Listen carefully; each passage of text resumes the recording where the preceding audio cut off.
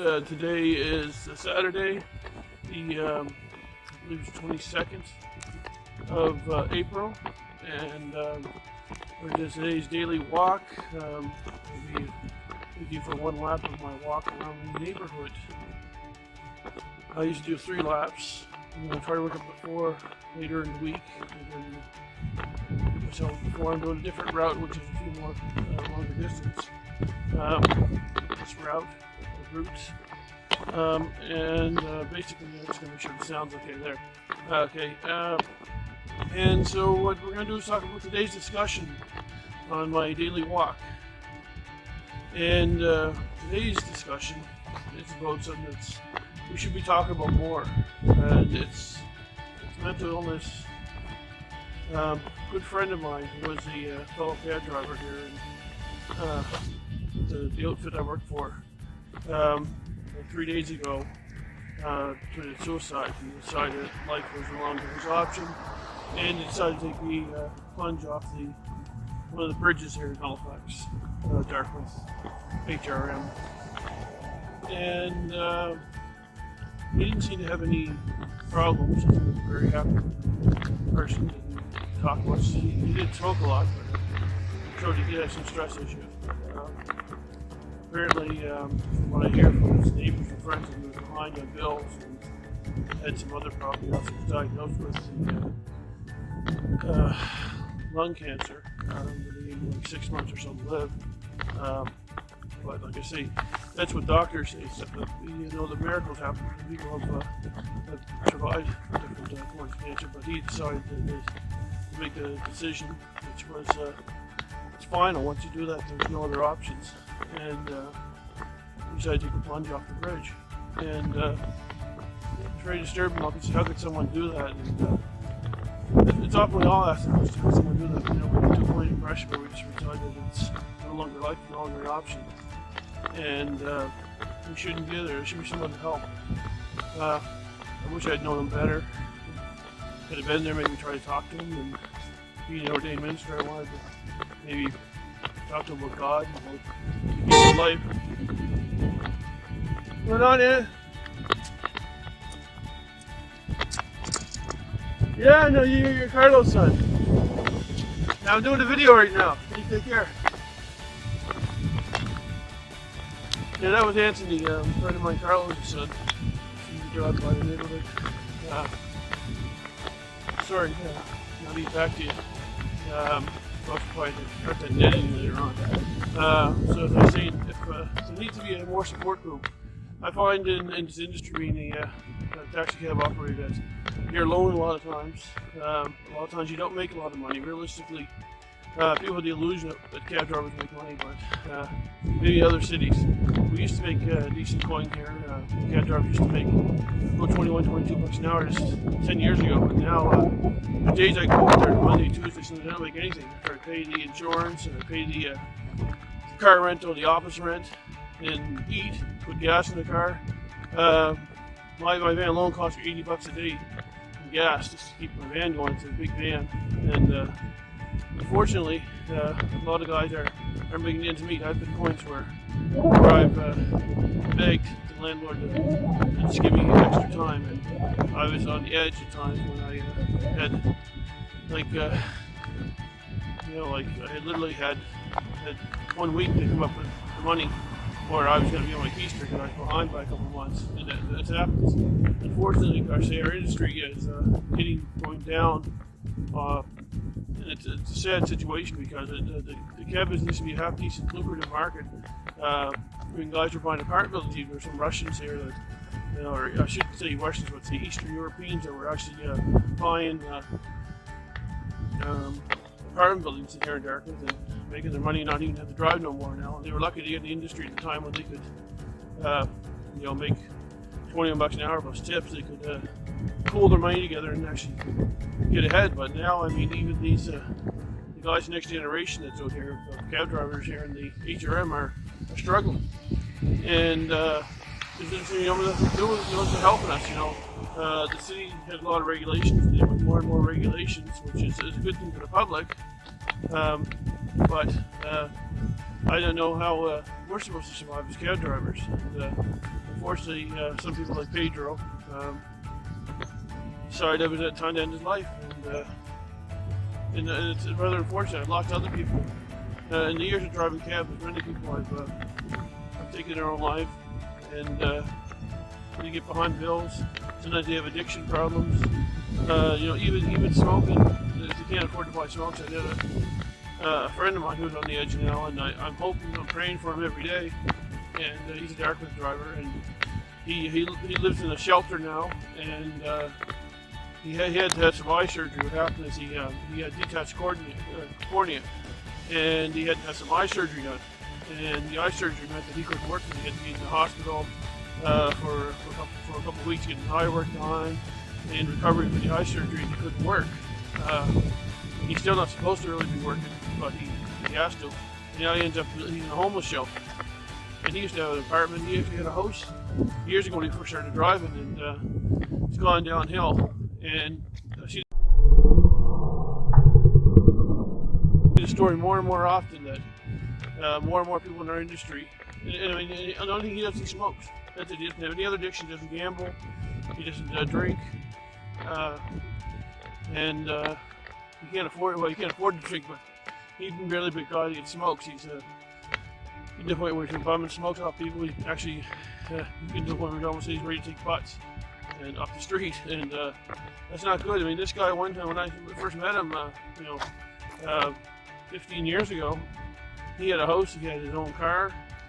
And everything. Now, I mean, now he's driving somebody else's car. He's desperate, and we're getting to a point where some intervention's gonna happen, because I'm scared that this guy's gonna be another one like take his life. I don't want that to happen. He's a good man. He was a good man. Had a family and a wife. And he lost all his family and stuff. He walked out when he couldn't provide food for the table anymore, which I don't blame. A lot of women do that. A lot of families leave when the husband can't provide for you anymore. And that's one thing I'm asking women out there, if you're watching this video, have a little mercy on your man, you know. All guys try to do, you become the center. Guys, you know, you make your family the center of the universe. You try to make bread on the table, food on the table, and sometimes when you're in an industry like ours, it doesn't happen. And it's really devastating if you choose to leave your spouse because you just have the income anymore to support the family. I think we should just try to stand up for your significant other and support them when times are tough. The tough people kick in, and I hate to see so many families broken apart, but we are suffering in the taxi industry as drivers.